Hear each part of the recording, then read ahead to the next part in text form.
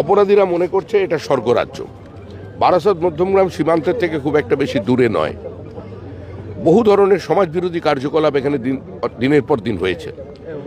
জাল আধার কার্ড তৈরি, জাল রেশন কার্ড তৈরি, জাল এপিক তৈরির কাজ এই বারাসত এবং মধ্যমগ্রাম থেকে চলছে। ভারতবর্ষের যে প্রান্তেই যে অনুপ্রবেশকারী ধরা পড়েছে তাদের সবাইয়ের কাছ থেকেই জেরা করে এটা পাওয়া গেছে তারা কার্ড সংগ্রহ করতো এই অঞ্চলটাতে।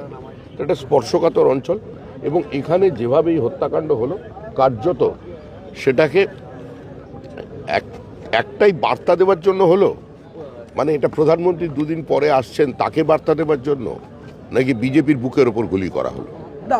এইভাবে কোনো ধরনের উত্তেজনা তৈরির চেষ্টা হচ্ছে, অস্থিরতা তৈরি করার চেষ্টা করা হচ্ছে পশ্চিমবঙ্গে। বিভিন্ন জায়গায় অস্থিরতা চলছে, এটা আমি অস্বীকার করছি না। আমি আমার দলের কর্মীদের বার্তা দিয়েছি এবং প্রশাসনকে বার্তা দিয়েছি যে যদি কোনো জায়গায় কোনো অশান্তি তৈরি করে সেখানে ব্যবস্থা নিন, কড়া পদক্ষেপ নিন, রং দেখবেন না। কিন্তু এটা কি হলো? আমরা জিতলাম, আমাদের 3 জন কর্মী মারা গেল। কালকেও বসিরহাটে আমাদের এক কর্মীর ওপরে গুলি চালানো হয়েছে, 4 রাউন্ড গুলি চলেছে। তা আমাদের কি ক্ষমতা নেই? সিংহ স্থবির বলে যদি কেউ মনে করে তাকে পদাঘাত করবে, ভুল করছে।